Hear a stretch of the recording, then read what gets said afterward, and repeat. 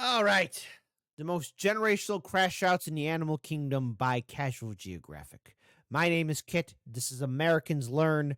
And we're about to see pants off, dance off, crash off,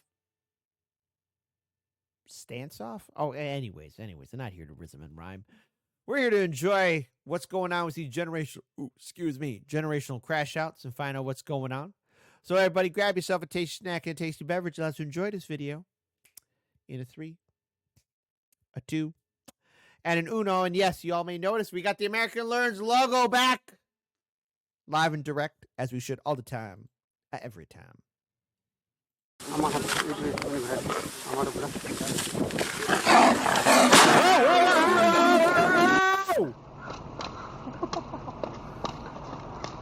like a backyard bully brawl. Crash out. Here's the definition, and here's the definition, but in picture. And if it's not clear now, it will be by the end of this video. Crash outs exist in all walks of life, you know what they say. Oh, man. That guy who attacked the judge, he ain't going to see the light of day for quite some time. Where there's a will, there's a way for a Chris to get rocked by a Fresh Prince flick of the wrist. But now everyone's getting smacked because ain't no party like a Diddy party.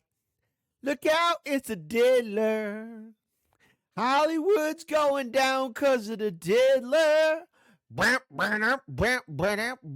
All lies will be exposed. Cat Williams is the prophet of our time. But today, we're going to talk about the biggest crash outs in nature, and there's a lot to choose from, so some had to get left off. I won't be talking about hippos, honey badgers, or Cape buffalo. I've said my piece on this roid-raging homicidal hydro horse on steroids. We already know Africa's Black Death is a hunter's nightmare for humans and lions alike, and I have an entire video on this biracial Black Air Force hate-mongering Hufflepuff. Oh! But what I will talk about are rhinos. Because I've said that rhinos are legally blind, terminally traumatized anxiety tanks that'll buck up to anything from a butterfly to a buffalo. Except I was wrong. Recent studies show that the eyesight of rhinos might not even be that bad. It's just their attitude. Which means that rhino fully punted a warthog purposely and unprovoked, while this one proceeded an assault on 8 wheels and still went for a literal headshot. There's a reason why a group of rhinos is an honest-to-God crash, but they're not even the biggest crash outs mess up that hippo. in Africa. That would be elephants. Like literally, they're the biggest. Whoever made this up actively helped escort people off the census, which they don't need help doing since elephants flatlined over 600 people last year. But it isn't until elephants Stupid lady, you should have gave them all the bananas. hit must that they really become crash out kings. Must is when a sudden burst of hormones turns elephants into 12,000-pound drunk lusting frat boys. The word must even comes from the word intoxicated, and a down bad bull's testosterone levels can spike 60 times higher than normal. And that's where the crash out comes See, he's thirsty. in. No animal is safe from an entitled elephant that can't handle rejection. Not even baby elephants. Oh. Eating a toddler because his mom won't relieve you? Crash out. But the real degeneracy didn't show itself until humans got involved. Yeah, it's that kind of story. Poaching is evil, we all know it, and it's often the older, more mature bulls that get hit the hardest, for obvious reasons. What wasn't expected was removing elephant OGs from the population meant that the younger, immature teenage bulls and must got even more out of pocket. And what do you get when you have unruly 6-ton pests with no father figure to keep them in line? Hell if I know. There was a It's kind of funny. period in the 90s where 3 young bulls that got rejected by their own kind, resorting to violating and killing not 1, not 2, not 10, but 63 rhinos. Fatherless behavior for an elephant apparently means turning a rhino from a tight end to a whiteout. And Oh, that's wrong. Mr. Elephant, why are you doing that to that poor rhino? Who knows? He or she could have had it coming. it wasn't until the season more mature bulls were brought back in that the rhino ravaging eventually stopped. And it's not just males that can choose violence. We can't forget that time an elephant traveled across India just to life-deprive a 70-year-old senior citizen while she was getting water. For context, that elephant escaped from the Dalma Wildlife Sanctuary and traveled over 100 miles to the Rapai village in Odisha. Being homicidal for over 100 miles straight is already menace behavior. What solidified it was that same herd pulling up to that woman's funeral later that day and paying everything but respects. And that same elephant grabbed her soul-evacuated 0 HP body and proceeded to put her in the negatives. Are you kidding me? Basically, she got put on a shirt, except the shirt was reversible. And after desecrating her corpse, Dessert was destroying the woman's house along with several others. Now, many have said the woman Maya Murmu had it coming and was involved in poaching, and this was a case of an elephant not forgetting or forgiving. It also could have been someone's grandmother getting murked twice and memed on Twitter all because of RNG. We'll never know the why, but what we do know is my favorite animal is capable of crash outs of catastrophic proportions. And now we got the smallest crash out in the world. When a colony of Calabopsis saundersea ants gets attacked, some of the soldiers will rupture 2 huge poison-filled glands and literally blow themselves up. They don't just seppuku themselves, they also rain a toxic, corrosive glue that either traps the op ants in place or just burns them alive. It's self-sacrificing altruistic behavior meant to defend the colony, but that is one hell of an escalation. One species of termite also has a concept of kamikaze themselves, and they have toxic glands that actually grow as they get older. That means the same old worker termites with dull mandibles that can't fight or forage as well as their juniors also carry the most potent explosive backpacks in the colony. So their last act of service involves eviscerating themselves in a rain of internal organs, intestines, and toxins, which proves that the most dangerous crash out is the one with nothing left to lose. For reference, that's like breaking into a house and the last thing you see is a senile 90-year-old rushing you with a bomb strapped to their chest. But the wildest crash out might be what P-aphids do once a predator breaks into their home, because not only will soldiers come together and turn themselves into fleshy fireworks, they'll use their own bodily fluids to plug up the opening. Even if it means they get left outside in past tense, even if it means they suffocate on their own insides, and even if the process senses subtracts them instantly. It's one thing to self-destruct to backpedal a predator, or even after already being eaten, which aphids actually do. Using Flex Seal made out of your own guts for home repairs is exactly the type of behavior this video is about. But if elephants violating the natural order didn't already tell you, the worst crash outs are the ones humans created. And this black Air Force B is the result of one of the biggest oopsies in human history. Back in the 50s, African bees were brought to Brazil and crossbred with their more domesticated European cousins. Oh no. The idea was, if they could combine the two, they could create a bee that was more efficient than the Europeans in tropical climates, while also being less defensive than the African counterparts. But in one of the most consequential f***ups possible, a local beekeeper accidentally released 26 swarms of Africanized bees, including queens. But experts said not to worry, that the bees would either die out in the foreign climate or get bred out of existence by the already present European bees. Yes, but actually no. By the 60s, they made it across the country. By the 80s, they hit Mexico. By the 90s, they were popping up in the US. And today, And I'll never forget when in the 90s when Fox used to make some custom TV, made for TV movies, The Killer Bee Nightmare. Let's not forget also when Batman's butler also starred in a movie about killer bees invading America. And then it turned out like, whatever, killer bees are here to stay. Learn to love them, folks. the Africanized assault has spread throughout America like a rageaholic rash. And here's the thing with playing God with bees, you better be prepared for hell. These Africanized bees were way meaner than anything this side of the Atlantic had ever seen. They were way more aggressive, much less forgiving, and the same honey merchants that were enough to legitimately punk elephants, that's not a joke by the way, were doing numbers on unsuspecting Oh, I like how that elephant's like, oh, I don't want that smoke. people. You see, where European bees might send 10 to 20 guard bees after you, the Africanized flying mob will pull up in the hundreds. And where European bees might chase you for a couple feet, the African variety will chase trespassers for a quarter of a mile, assuming you even get that far. The irony is, African bees have smaller hives. That means these gangflies weaponize a higher percentage of their hive just to go after you. Add the fact that the very smell of bee venom is like a Batman signal to the rest of the hive, and you realize just how badly that one beekeeper screwed us over. Speaking of venom, you probably know that honeybees die after stinging since the stingers are barbed and attached to their abdomen, causing attacking bees to literally disembowel themselves. What you might not know is that stinger will continue pumping venom into you long after the bee has become a was. Now that's just doing the most. That's how you get stories of people being chased by vindictive swarms. Oh, and by the way, it's proven if you try to duck the fate by jumping in the water, they will wait, sometimes with fatal consequences. In 2013, a Texas man died after being stung over 1,000 times, and the bees still had enough malice left over to leave his wife and daughter with 100 apiece. It says a lot that the dietary habits of the Crash Out mascot might have helped create one of the most infamous crash crowds in the air. But not all crash outs are fueled by hate.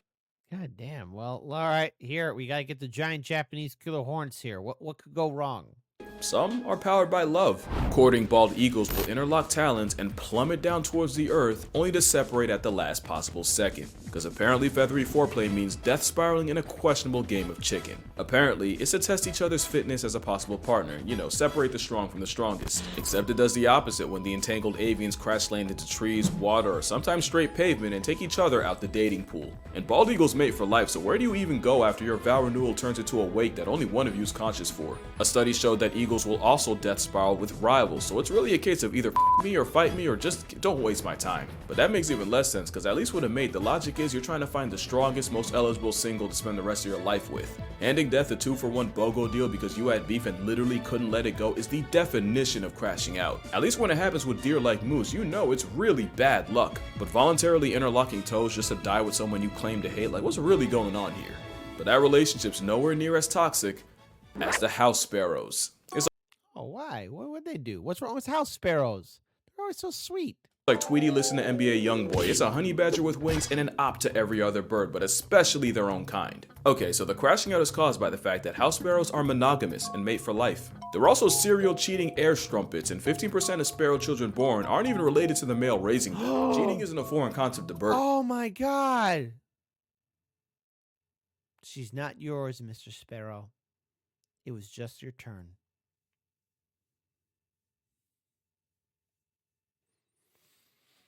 Thoughts and prayers out to the penguin that got dogged out, got his cloaca kicked by his wife's boyfriend, begged for her back, got beat again, only to get rejected and bust his the third time. Yeah, no way he goes out that sad. Male sparrows that suspect their partner of cheating get their revenge by purposely feeding their children less, bordering on starvation. The thing is, he has That's not funny, but it kind of is. no way of knowing which chick's actually his. He only goes by how much time the mother spends away from the nest. Basically, imagine your dad stars you within an inch of your life, all because your mom spent the equivalent of 10 extra minutes at the grocery store.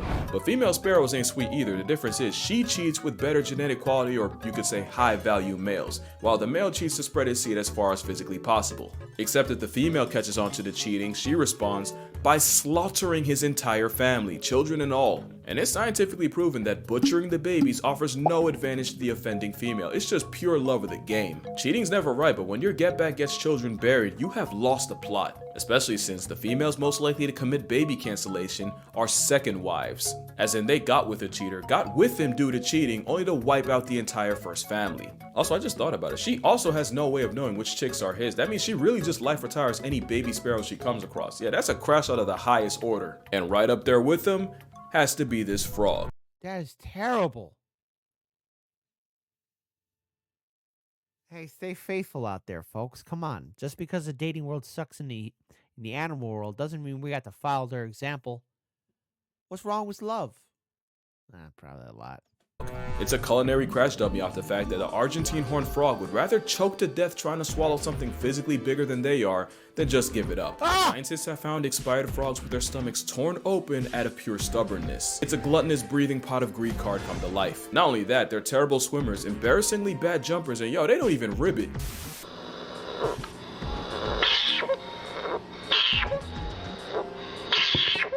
Fooled unsold every aspect of being a frog just to moonlight as Jabba the Gut. They can even develop amphibian corneal lipidosis, where they hold on to so much fat, they literally accumulate fat deposits on their eyes that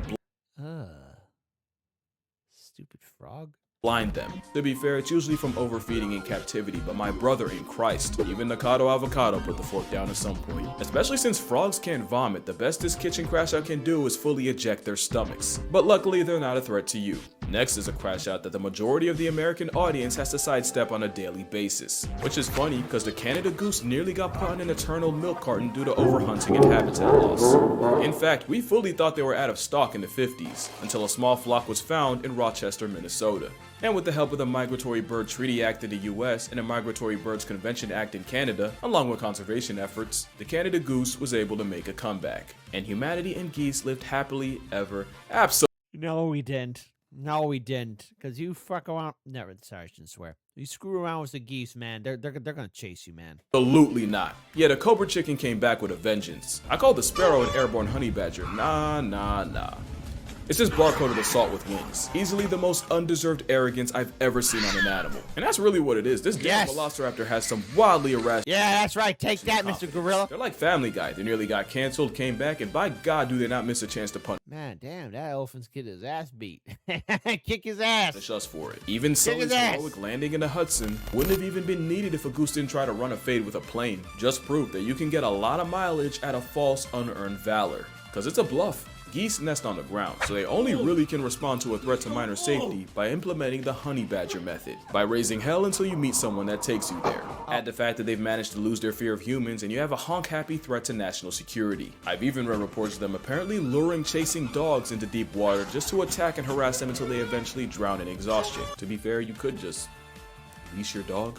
Oh, also, goose tongue. But yeah, that attitude's a bluff, and they read body language, so act like you've been around a goose before and you'll probably be fine. So why are geese so mean? They'd probably be dead if they weren't, but at least they're not capable of really damaging anything but your pride. Complete opposite of chimpanzees, my word. Probably a top 3 crash out in nature, cause you really never know what could set this chainsaw with thumbs off. Change your hairstyle for the first time in 10 years? Yeah, you just lost your face privileges. Push one of your troop mates a little too far? Call it Kaizen the way you about to get your jutsu jumped. Do a fucking barrel roll? Absolutely not. Not in these parts. Chimps and really primates in general have a sense of fairness. Do something they view as unfair? Oh buddy, you finna find out why they're the prime ministers of unproportional reactions. This man decided to surprise his former pet chimp with a chocolate cake for his birthday. The real surprise was 2 male chimps getting out and mutilating the man for not serving them a slice first. Oh no. Why would you have a chimp as a pet? No, there's stupid people out there. I'm not gonna list the full extent of his injuries. I have a full video doing that. Just know the first 2 hospitals denied him entry because they literally thought he was a lost cause. Monkeys in captivity have also been known to mob a member of their own for receiving more food than the others. And when I was 8, a chimp temper tantrum nearly had me halfway to Helen Keller. Almost had me rocking the Nick Fury fit. And we cannot forget that time monkeys in India went on a campaign of dropping dogs from roofs after one allegedly attacked a baby of their own. Yeah, primates are some Hall of Fame crash outs. Question is, what could possibly be more destructive? Well...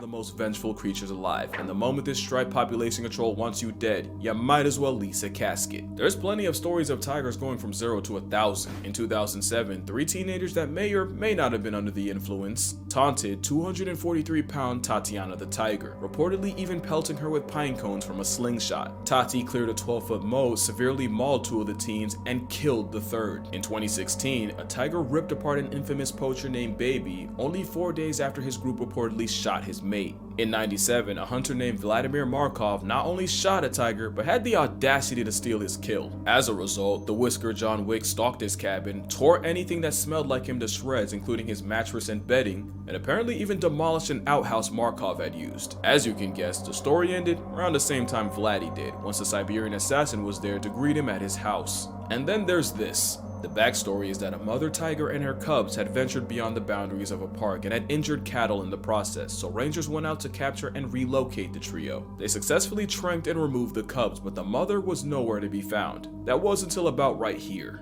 The enraged mother cleared a full-grown elephant and managed to mutilate the mahout riding it, taking several fingers with her, and the fury on 4 legs was never seen again. But the most infamous big cat crashout came in the early 1900s, when a tiger dubbed the man-eater at Champawat killed 436 people, giving her the highest human body count of any single animal. And it was discovered that the cause was a cripplingly debilitating tooth injury that forced her to go after easier prey. And that's the thing I do want to mention. I know I had fun with the crash out concept, but really all the tiger was ever guilty of doing was what came naturally. And that really goes for every animal on this list. Tatiana wouldn't have had to die and take someone's son with her if they hadn't gone and tested her killer. Travis was an overweight, socially stunted, Xanax-consuming time bomb that some woman decided to keep inside as a pet.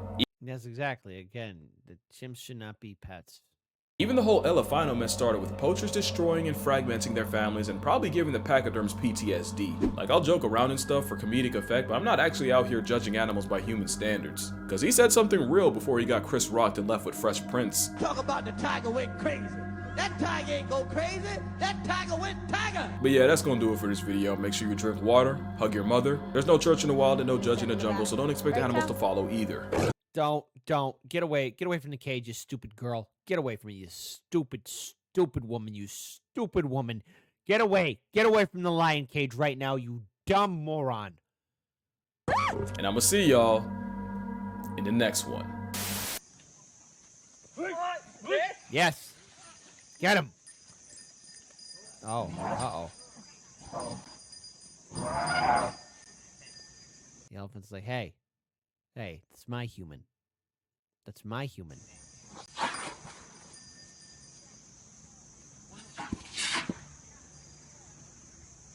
That's my human. It's my human. There you go. That elephant's like, that's my human. All right, so what do we learn here? Well, nature is beautiful, but nature can also be very scary. So don't mess around with the animals, okay? You see sometimes, you know what? It's if you go to the zoo, just stay behind, the line. Don't go near the fence and see the animals. Or watch a YouTube video. And if you ever go into the wilderness, just remember you're in their backyard and all bets are off. So if you do something stupid in nature, stupid has a price. Don't be part of an animal crash out, because then I'll go on YouTube and then everyone's going to be laughing at you, as they should, all the time, every time.